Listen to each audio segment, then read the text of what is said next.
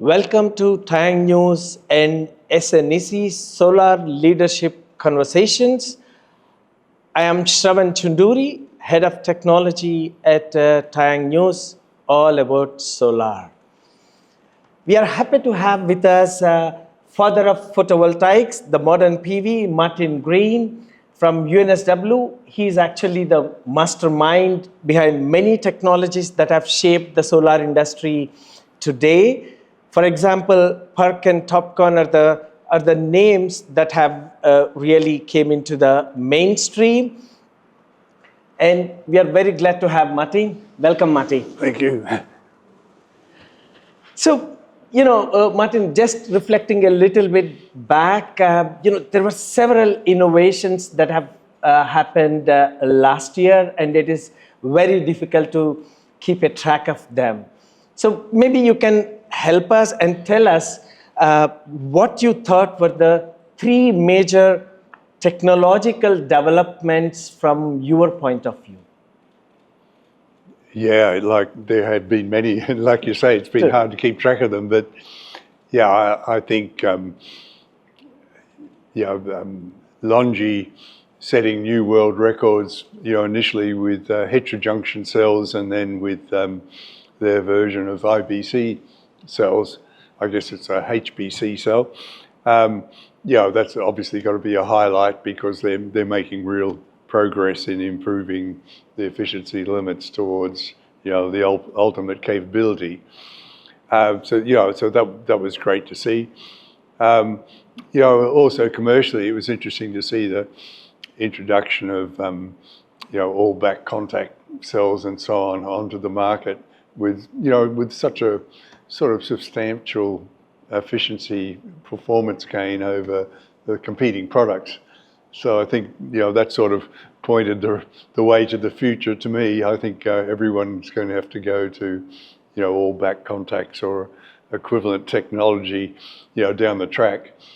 And I guess again progress with the perovskite silicon tandems has been encouraging in the way everything keeps going up, but what I'm missing there is reports of module durability and so on.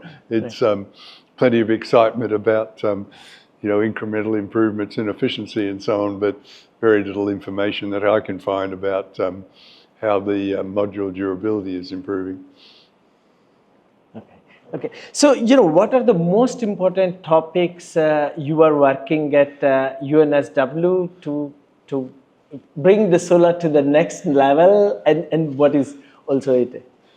Yeah, we've been working a long time on silicon tandems, and so including perovskite silicon tandems, but most of the effort is being focused on the perovskite silicon tandems, and my concern there is it might be that perovskites never proved to have the required stability to introduce a commercial product in that area. So we've been looking at other alternatives. So, for example, we hold the world record with the pure sulfide CZTS technology, and we're making, incremental gains with efficiency, although, to use in a tandem, you have to be above 20%, and we're above 12% now, but we've still got a long way to go to get to 20%. And then we're working with other technologies that are less well known for as possible tandems to stack onto silicon, because obviously that's the way the industry needs to go if you can find a material that's stable enough and cheap enough to use in that application. Okay. The technology landscape today is quite different from what it used to be in the past. So in the past, we had only one technology in the main commercial production, and there is one technology which is under research. But today, we have, of course, TOPCon as the mainstream, but we also have heterojunction and IBC in mass production, though in very less quantities in terms of capacities. So how do you see this diversification of the technologies impacting the photovoltaic industry, and what are the potential benefits and also the shortcomings associated this multi-technology approach right now in the industry? Yeah, no, as you say, like I think it was the success of the introduction of PERC has made the whole industry a lot more adventurous in adopting new technology. So, when you look back on it, the PERC introduction was a huge success and really opened up the gates to a lot of new technology, in the module area as well as in the cell area. I think ultimately it's all about efficiency. So, processing complexity and so on is something that eventually companies will find a way of getting under control. And so it's ultimately about efficiency. And surprisingly, I think it determines about, it's determined by the voltage capability of the technology. So with heterojunctions now, they've shown, like Longi have shown they can get what are they getting? Over 770 millivolts on thin heterojunction cells now. And that has a surprising effect of leading to higher fill factors, because once you start getting the open circuit voltage constrained by Auger recombination, which is happening in their cells now, you can capture some of that disbenefit as an improved fill factor. So to me, the battle between TOPCon and heterojunction depends on whether TOPCon can reach the same voltages that we're seeing with heterojunctions. Or maybe it's a hybrid technology like Goldstone have pioneered, where you use the P-type heterojunction and the N-type TOPCon, maybe something like that. But it's all about voltage, in the end, I think. So my own view is that the introduction of tandem cells is going to be delayed. So we'll see the single silicon cell technology get pushed right to its limits in terms of performance. And that'll require getting the fill factor boost that you get from ultra high voltages. Okay. So, talking a little bit specific to each technology, like TOPCon, heterojunction, and IBC. So, where are they right now in your view, and what can be done? So, what are the possible improvements or the potential these technologies offering to go to the next level? Yeah, so I think it's all about fill factor. So, with the heterojunctions now, like companies like Longi and SunDrive have shown they can get into this regime of enhanced fill factors. Like there's a lot of enhanced fill factors being reported in the literature and from various measurement centers, but often they're just mismeasurements. But there is the potential for getting real enhancements in fill factor once you get into the Auger limited regime of operation. So, like the heterojunctions have shown they're already there, and I think with ongoing improvements, they'll comfortably exist in that area. So that might give them a fundamental advantage. Like it's about a 4% relative advantage from this fill factor boost. So if you can't get into that regime where TOPCon isn't there yet, if TOPCon can't battle its way into that regime, there's going to be a 4% differential between the technologies, which is probably large enough to drive the commercialization of heterojunctions relative to TOPCon. And then again, there's the hybrid, like Goldstone have demonstrated the hybrid, combining the best of the TOPCon with the best of the heterojunction. So that's another option there. But it's all about fill factor ultimately, I think.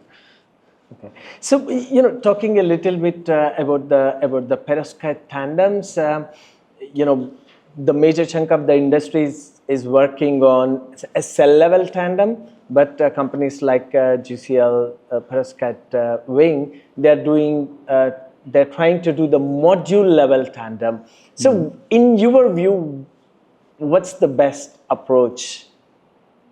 I think there's a fundamental problem with the module level in that, like thin film modules, like if you look at First Solar Modules, who's the most successful thin film company, they're operating at hundreds of volts. And then if you look at the silicon companies, they're operating at much lower voltages. So to me, you can't continue having independent wiring right through the field. You have to close things off at the module level. So very difficult to do with a combination of perovskite, thin film, and silicon. Whereas stacking the perovskite cell directly onto the silicon and making contact at the cell level, is an easier way around it. And to me, it just seems that the production costs are going to be lower because the silicon cell manufacturing industry has shown the ability to really take the cost out of converting wafers into operational cells. No matter how complex the technology, they've always been able to do it cheaply in the long run. So, looking at the recent developments in the perovskite segment, just you mentioned, there were a couple of record tandem cells, and so when do you think the technology will hit the commercialization point? Just looking in the crystal ball.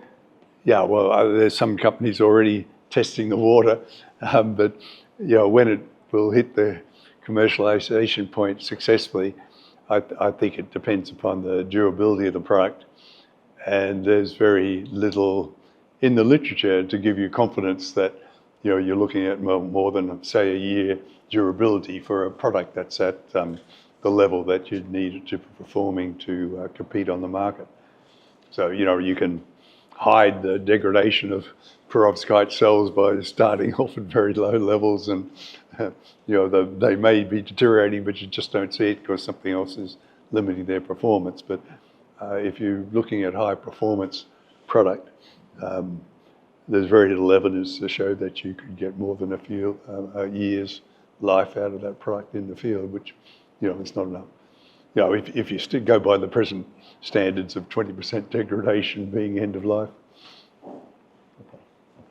In the past, you argued that it is very important to have, cost per square meter rather than cost per watt. There is also an interesting article, and that was really going viral on social media that, the balcony, the fencing systems built with solar are much cost effective compared to the regular, the traditional material, using traditional materials. So, has the time has arrived for solar to become a true building integrated material with this low cost, what we are seeing right now? Yeah, I guess building integration hasn't had a happy history in photovoltaics. So it seems like something that should be a natural match, but even Elon Musk couldn't make it work.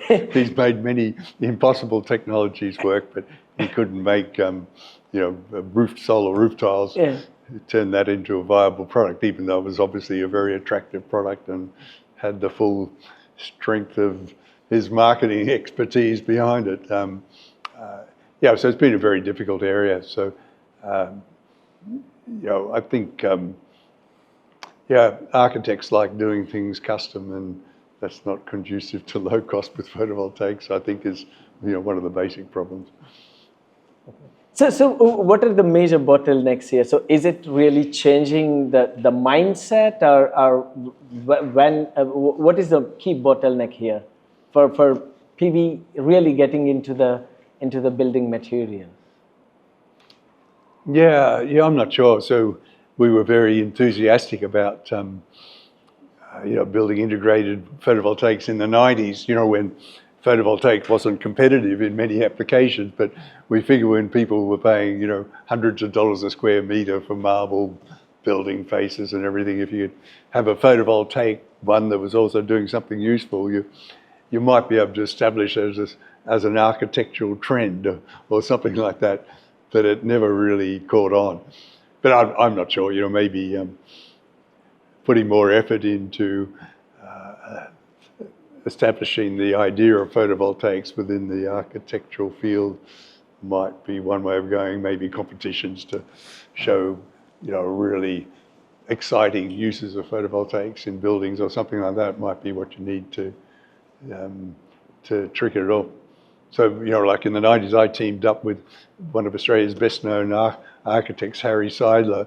He was interested in building integrated photovoltaics, mainly because a lot of his buildings were controversial in their location, but by adding this environmental element to it, he had a way of selling these projects that would otherwise be difficult. But, we didn't have any luck in pulling that off. But my hope was we could make it some type of architectural trend, which hasn't really happened. So, what is the next solar technology in your view? Because right now, whenever we were discussing about one mainstream technology, we had next level. So, I think tandem is kind of approachable. It's not yet there, but I think we can see that. So, what is the next? Is it several tandems, or how future technology would look like? Yeah, so like I don't see tandems being quite as close as you might, but so I think once you can find a material that you can stack onto silicon, and I think you need to stack it onto silicon first just to take advantage of the marketing and sales and resources of the companies that are involved in the industry. The first cell you have to change the metallization approaches. You need transparent conducting oxides and things, more like thin film technology to do the contacting. But your second cell you sort of get for free. It just sort of slots in between the top cell and the middle one. Okay. So you can stack two cells onto silicon, but every time you stack a cell onto silicon, you reduce the power contribution of the silicon cell to the total power. So by the time you get to a 3-cell stack, you're only getting a third the power from the silicon you'd get by itself. So for a 4-cell stack, you might say, by this stage, the cells that you're stacking on top of silicon would have had terawatts of exposure in the field and so on. So you'd be fairly confident about their ability to stand by themselves. So I think a 4-cell stack might be all thin film. So that's my prognosis. So whatever technology we can find that stacks onto silicon, and it still could be perovskites, but there's a few challenges in the way, I think. You could just sort of see going to a 2-cell stack on silicon as a no-brainer, and then maybe the transition to all thin film there. And then we can see how manufacturers like to have a small competitive edge over their competitors. So stacking 5 cells, 6 cells, you're diminishing returns with each cell, but you would get that little bit in front of your competitors. So you might just keep stacking cells up to a dozen cells on top of one another, just to have the marketing advantage of slightly higher performance. Great. Thank you very much, Martin. Thanks. Okay. Well, thank you. Good talking to you. Very, very nice.